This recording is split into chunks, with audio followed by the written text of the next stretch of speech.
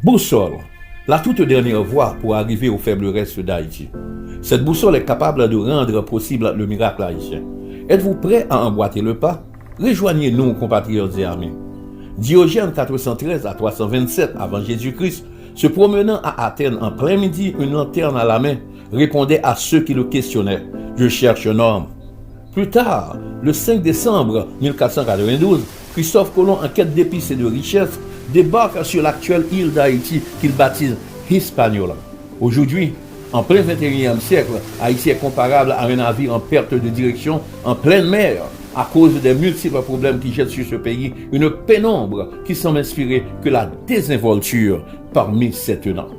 Il est impératif que s'érige une nouvelle équipe de pilotes composée de filles et de fils haïtiens conscients, responsables et soucieux de relever la dignité et la fierté de notre patrie.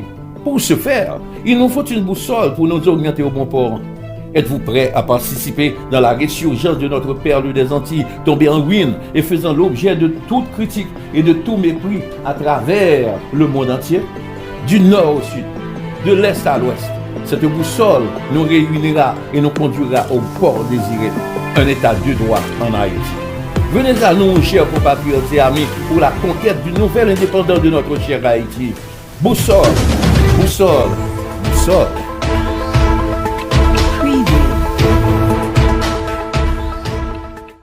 Chers compatriotes, mon nom est Fritz Jackson Seyd et j'ai le grand honneur aujourd'hui, en ce 35e anniversaire de la Constitution haïtienne de 1987, de vous présenter une série de vidéos en 8 parties tirées d'un texte écrit et rédigé par Maître René Julien de l'Amicale des juristes.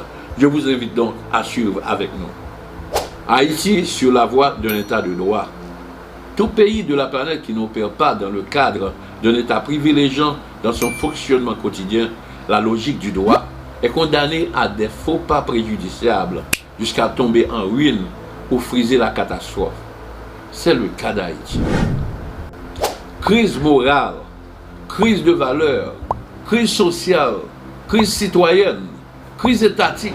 Bref, la crise haïtienne a pris une tournure ou une dimension universellement suicidaire.